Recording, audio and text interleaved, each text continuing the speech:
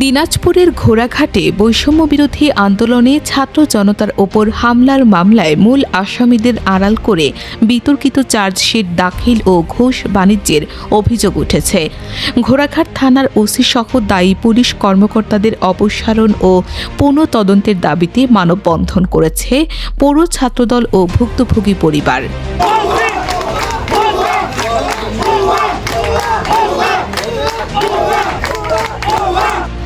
বৃহস্পতিবার 23 জুন সকাল 11টায় ঘোড়াঘাট থানার সামনে অনুষ্ঠিত হয় এই প্রতিবাদী মানববন্ধন।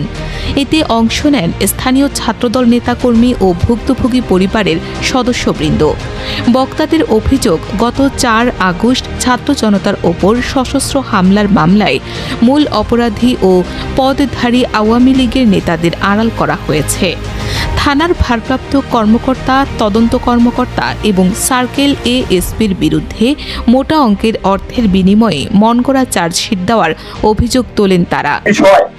যে সরকারের বয়স হচ্ছে মাত্র 4 মাস, অথচ এই 4 মাসের মধ্যেই আওয়ামী লীগের দোষকদেরকে এই মামলা থেকে আওয়ামী লীগের যারা এই থানাতে যারা কর্মরত রয়েছে, ওসি সাহেব শহীদুল ইসলাম, 26 তদন্তকারী কর্মকর্তা এবং বিশেষ করে জামাত আওয়ামী লীগের দোসর আপনার হাকিমপুর ঘোড়াঘাটের সার্কেল, এই 3 জনার গোপন আতাতে তাদের নীল নকশা অনুযায়ী 50 থেকে 60 লক্ষ টাকার বিনিময়ে এই মামলা থেকে আওয়ামী লীগের নেতাদেরকে চার্জশিট থেকে বাদ দেওয়া হয়েছে।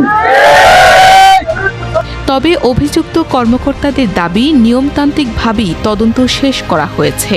ঘোড়াঘাট থানার ভারপ্রাপ্ত কর্মকর্তা শহীদুল ইসলাম জানান, সিনিয়র কর্মকর্তাদের দিক নির্দেশনায় মোট 52 জনের বিরুদ্ধে চার্জশিট দেওয়া হয়েছে এবং এখানে কোনো অবৈধ লেনদেনের সুযোগ ছিল না।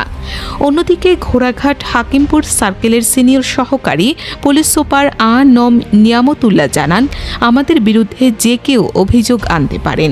কারো সিদ্ধান্ত পছন্দ না হলে তিনি আদালতে আইনি প্রতিকার চাইতে পারেন। মানববন্ধনে বক্তারা হুঁশিয়ারি দেন, অবিলম্বে বিতর্কিত এই চার্জশিট প্রত্যাহার করে দোষীদের বিরুদ্ধে ব্যবস্থা না নেওয়া হলে পরবর্তীতে আরও কঠোর কর্মসূচি ঘোষণা করা হবে। ফাতেমা ইসলাম, ডেস্ক রিপোর্ট, 24 ঘন্টা ঘোড়াঘাট।